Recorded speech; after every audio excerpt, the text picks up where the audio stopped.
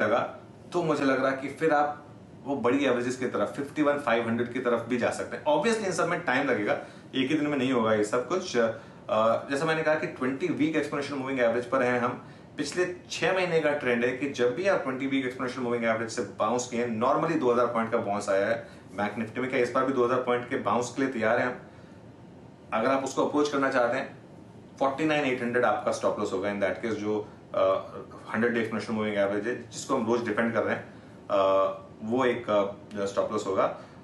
मेरे ख्याल से इन लेवल्स पर बैंक निफ्टी में फ्रेश मंदी नहीं बनती है, लेकिन हाँ अगर 49,800 टूटना शुरू हुआ तो मार्केट का मैसेज होगा, उसको फिर हमको रिस्पेक्ट करना होगा।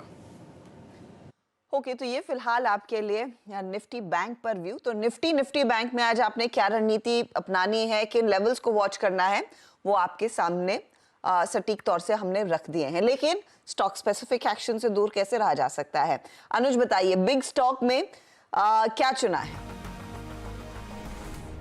देखिए बिग स्टॉक्स में हर्षता नॉर्मली मैं स्टॉक्स जो रिजल्ट वाले स्टॉक्स होते हैं उनको चुनता हूं, लेकिन आज मैं सबसे पहले ओएनजीसी को लेकर चल रहा हूं। और उसका कारण यह है कि ग्लोबल क्यूज अच्छे हैं, क्रूड भागा है, परसों बड़ी रैली आई थी ओएनजीसी में, कल करेक्ट हो गया, मुझे लग रहा है आज ओएनजीसी चलना चाहिए। और मॉर्गन स्टैनली ने भी एक बुलिश व्यू लिया और टारगेट देखिए 302 से बढ़ाकर उन्होंने 430 रुपए किया है टारगेट। और एक ऐसी कंपनी जहां पर डिविडेंड भी मिल रहा है, आपको ग्रोथ भी मिल रही है, और मॉर्गन स्टैनली को ये लगता है कि ये कंपनी तैयार है अगले नेक्स्ट राउंड की तेजी के लिए।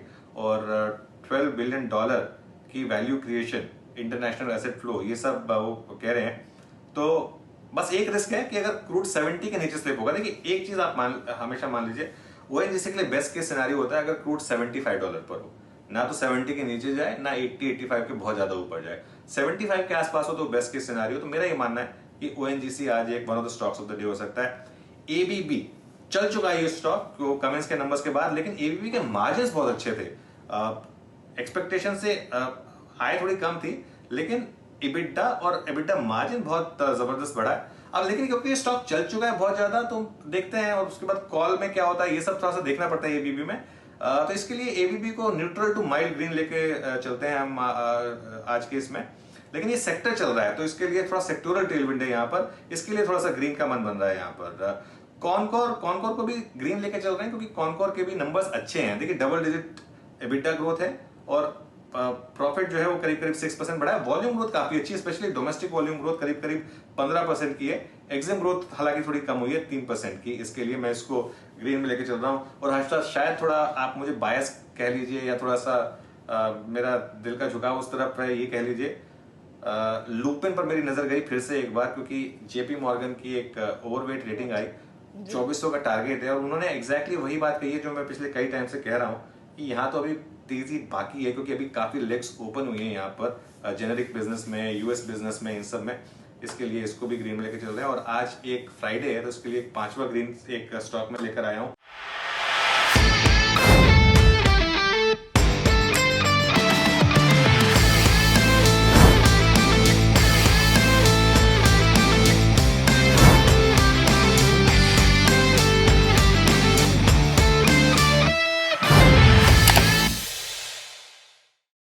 बता दें कि मनी कंट्रोल पर दिए गए विचार एक्सपर्ट्स के अपने निजी विचार होते हैं। वेबसाइट या मैनेजमेंट इसके लिए उत्तरदायी नहीं है। यूजर्स को मनी कंट्रोल की सलाह है कि कोई भी निवेश निर्णय लेने से पहले सर्टिफाइड एक्सपर्ट की सलाह लें।